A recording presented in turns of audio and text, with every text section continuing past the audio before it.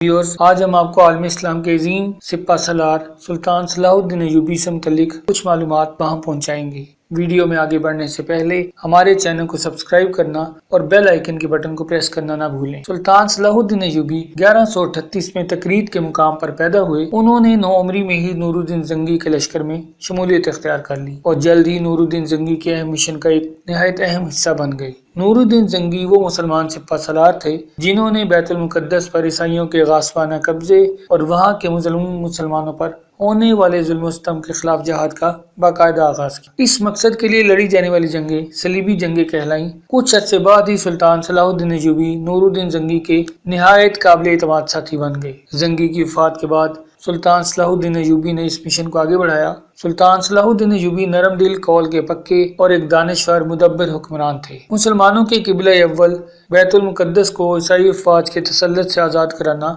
इनका असल मकसद था। मजहबी जुनून में मुब्तला ईसाई अफवाज बैतुल मुकद्दस पर कब्जा बरकरार रखने के लिए मुसलमानों के खिलाफ जंगों के साथ साथ हर तरह के हरबे आजमाते और मौका मिलने पर मुसलमानों पर जुल्म सितम करते। 1187 में फलस्तीन के मुकाम पर लड़ी जाने वाली जंग आखिरी जंग साबित हुई और यूं सुल्तान सलाहुद्दीन अय्यूबी और इनके लश्कर ने यरूशलेम फतह कर लिया। इस जंग में दुश्मनों की तरफ से सुल्तान सलाहुद्दीन अय्यूबी को बहुत बड़ी मुज़ाहमत का सामना न करना पड़ा, क्योंकि मुसलमानों की शुजाअत के मुकाबले में ईसाई अफवाज की कमर पहले ही टूट चुकी थी। 1191 में रिचर्ड अव्वल की सरबराही में ईसाई अफवाज ने फलस्तीन का मुहासरा कर लिया। मुहासरे के दौरान रिचर्ड ने ऐलान किया कि अगर फलस्तीन शहर के मुसलमान हथियार डाल दें तो उन्हें मुआफ कर दिया जाएगा। लेकिन बदकिस्मती से जब शहर के दरवाजे खोल दिए गए तो सलीबी अफवाज ने हजारों मुसलमान औरतों और बच्चों को बेदर्दी से कत्ल कर दिया और बच जाने वालों को कैदी बना लिया। इसके बाद 1192 में जंग अरसफ के इख्तिताम पर